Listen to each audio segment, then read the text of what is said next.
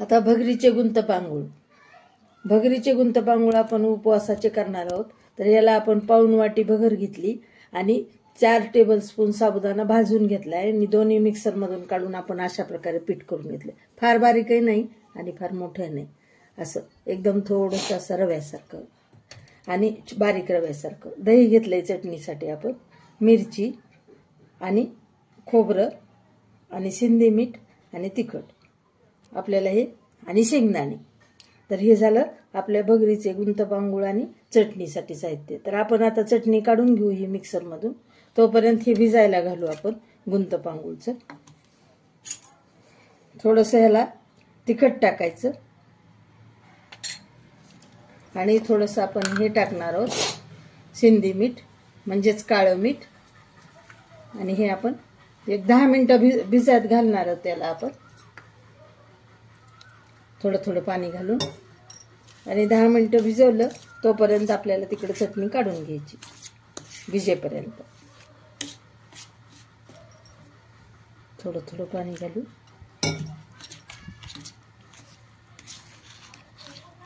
भिजवून 10 मिनिटं याला ठेवूया. छान एकसारखं करून घ्यायचं, फार पातळ पण नाही. आपण भज्याच्या पिठासारखं करून घेणार आहोत त्याला साधारण.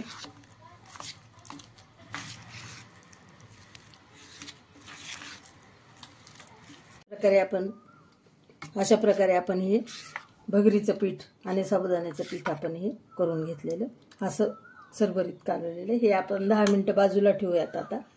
आणि आपण चटणीचं साहित्य मिक्स करू. हे खोबरं घेतलेलं, ही हिरवी मिरची,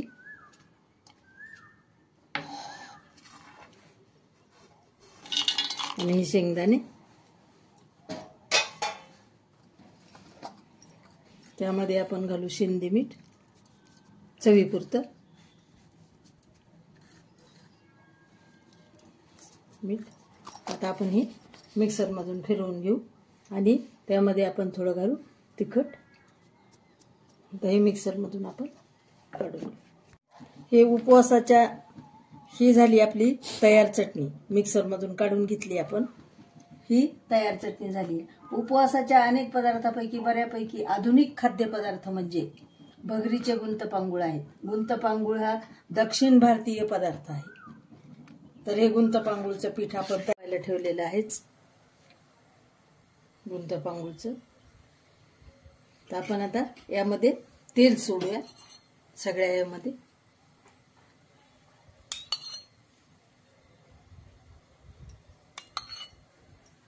थोडं थोडं थोडं तेल घालायचं म्हणजे चिटकत नाही आपलं भगरीचं पीठ.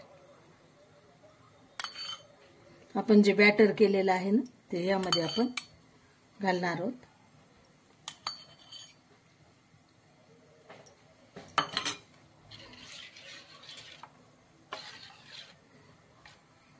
तर आपण हे यामध्ये घालू. हे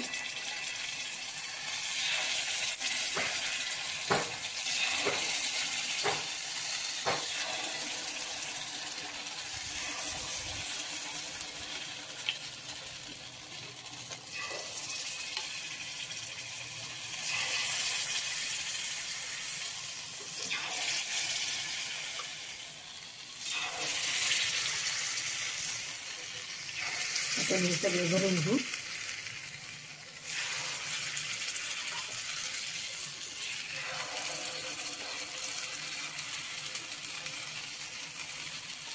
अशा प्रकारे. आणि आता आपण झाकण ठेवणार आहोत.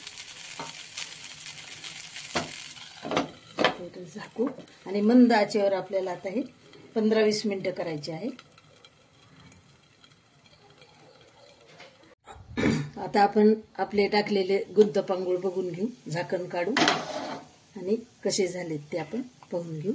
वा, अरे वा, भगरीचे गुंतपांगूळ फारच छान झालेले आहेत. तुम्ही पाहू शकता, खूपच छान झालेले आहेत. आपण एक एक करून काढून घेऊ आता. असा इकडून पण आता होऊ द्यायचं. अशी वाफ आली तशी तिकडून पण येऊ द्यायची. छान लाल व्हायलेले आहेत आपले, छान गुंतपांगूळ झालेले आहेत. आषाढी निमित्त, आषाढी एकादशी निमित्त हा खास पदार्थ आपला, साधा पण खास. हे आपले सगळे असे आपण उलटे करून ठेवलेले आहेत. आता झाकायची गरज नाही, हे आता असंच ठेवावं लागतं. त्याला आता असंच शिजू द्यायचं, छान शिजतं. अशा प्रकारे आपण हे आपले झालेले आहेत गुंतपांगूळ. हे असे बघा, दोन्हीकडून लाल झालं की हे झालं, छान झालेलं बघा आहेत बघा आपल्या गुंतपांगूळ. बघा दोन्हीकडून लाल झालेले आहेत. हे असं पाहूनच काढायचं, नसता ते मध्ये कच्चं राहतं. हे मध्ये कच्चं राहिलं नाही, काही नाही, एकदम मस्त फुगलेलं आहे बघा. तुम्ही पाहू शकता किती छान झालेले आहेत. मध्ये छान बराच वेळ असे आपण मंद आचेवर करून घेतलेले आहेत ना, हे फास्ट आचेवर नाही आहेत, त्यामुळं आपले हे पटकन झाले. तुम्ही पाहू शकता किती आकर्षक झाले हे गुंतपांगूळ. हे झाले आपले गुंतपांगूळ भगरीचे तयार. हे आषाढ स्पेशल, आषाढी एकादशी स्पेशल ही थाळी आपली आषाढी एकादशीच्या निमित्तानं तयार झालेली आहे. हे उपवासाची पूर्ण थाळी आपण आज केलेली आहे. हे राजगिऱ्याचा लाडू, हे शेंगदाण्याचा लाडू, पेंड खजूर, साबुदाण्याची खिचडी, बटाटे आणि मिरची घालून आपण आता केलेली दाखवल्याप्रमाणे. हा नायलॉन साबुदाण्याचा पोह्याचा चिवडा आहे उपवासाचा.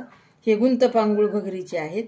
ही चटणी केलेली आहे आपण शेंगदाणे आणि हिरवी मिरची, खोबरं, ओल्या खोबऱ्याची.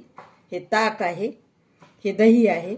अशा प्रकारे आपले ही झाली उपवासाची पूर्ण प्लेट तयार. नक्की करून पहा, तुम्हाला नक्की आवडेल. सबस्क्राईब करा, लाईक करा, शेअर करा.